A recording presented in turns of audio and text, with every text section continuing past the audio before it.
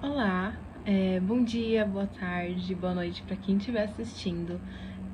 Meu nome é Isabela Marques de Oliveira, eu sou mestranda de Direitos Fundamentais e Democracia na Unibrasil e eu vou estar apresentando o estudo que eu enviei, que se chama Arquivos da Violência e Memória Coletiva, Preservação da História das Ditaduras Latino-Americanas em Patrimônios Documentais. Essa pesquisa ela se comunica muito com o meu projeto de pesquisa, que também está em patrimônio cultural, mas vai para uma linha um pouquinho diferente e eu acho interessante trazer aqui. Eu peço desculpas já de antemão caso ocorra algum barulho, eu tenho que encontrar o melhor lugar possível, mas é isso.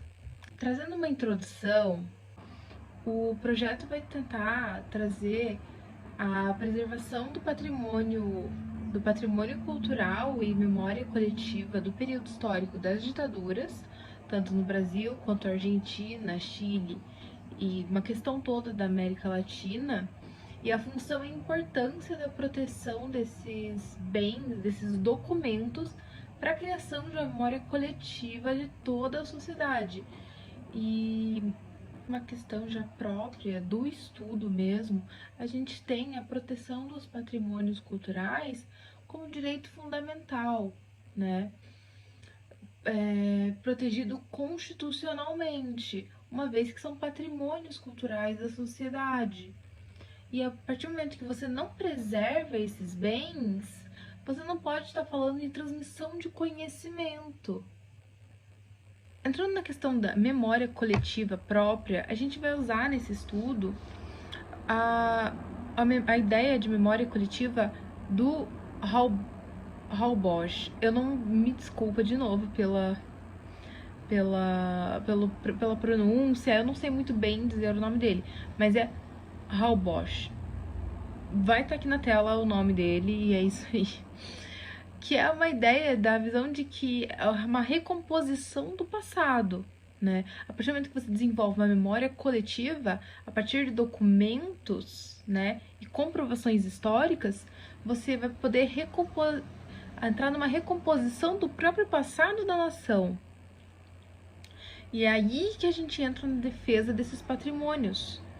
Porque você necessita dos patrimônios documentais para criar uma memória coletiva pautada em documentos. Sem a proteção desses documentos, não há o que se falar numa memória coletiva das ditaduras.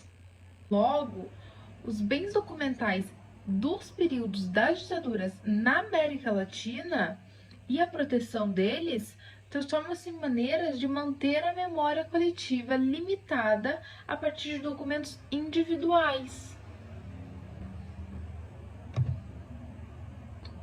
Quesito específico das documentações e não na fundamentação do porquê protegê-los, a gente tem que eles estão dispersos em diversos órgãos. Um exemplo do Brasil, a gente tem o Arquivo Nacional, o Acervo Nacional, me perdoem, o Acervo Nacional, e que a gente tem uma quantidade exorbitante de documentações ali da época das ditaduras, mas eles não estão só ali. A gente tem acervos das universidades, acervos de outros órgãos que vão trazer em locais dispersos a documentação. Isso não quer dizer que eles não estão sendo protegidos, mas que eles estão dispersos. Então, o estudo sobre eles fica um pouco mais complicado. Agora, na questão da Argentina, a gente vai ter Nazar dizendo que a dificuldade de proteção e universalização desses documentos, ter acesso para todo mundo, vai ter no caso de que não há um sistema nacional de arquivo, um sistema unificado, que no Brasil a gente tem, que é o Acervo Nacional, mas que, como a gente pode ver, ele não vai comportar toda a documentação. No caso do Chile, o problema seria um pouquinho diferente, porque o problema está na padronização dos bens culturais, que a gente tem a legislação chilena informando de que deveria ter, mas não há.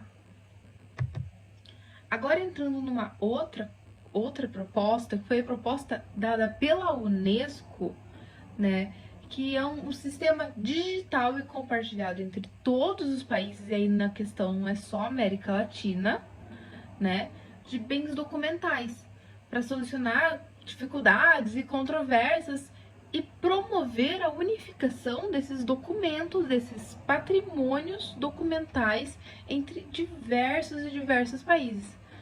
Todavia, a gente vai ter um problema dentro disso também, que é a falta de interesse ou de conhecimento dos países latino-americanos, uma vez que, como já foi apresentado, quem se preocupa com a proposta da Unesco e está efetivamente alimentando esse sistema de compartilhamento são países majoritariamente europeus. Então, pouco vai se ver de documentação latino-americana e muito menos de uma documentação das ditaduras militares. Por fim, o estudo a gente tenta concluir que a gente já tem uma possibilidade de integração desses bens culturais e de todos esses bens culturais. Então a gente já tem a possibilidade dentro do Estado brasileiro, do Estado chileno, do Estado argentino, um pouco, uma vez que a gente não tem um sistema, um acervo nacional, mas já existem possibilidades. Então, a gente já tem formas de promover o maior acesso, o maior disseminação do conhecimento quanto a esses direitos, que é um patrimônio, o direito ao acesso ao patrimônio cultural é garantido a todos. Não importa se é a Constituição brasileira, a Constituição chilena, a Constituição peruana ou argentina.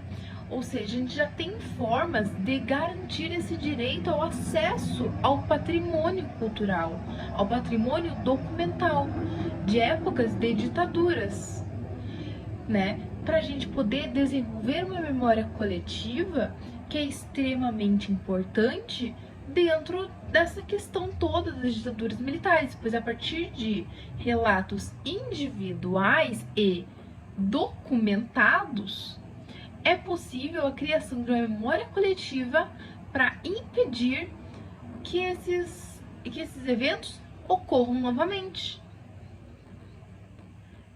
Eu termino a minha apresentação por aqui. Eu espero que eu não tenha falado muito rápido, mas eu agradeço a todos que estão assistindo. É isso. Muito obrigada.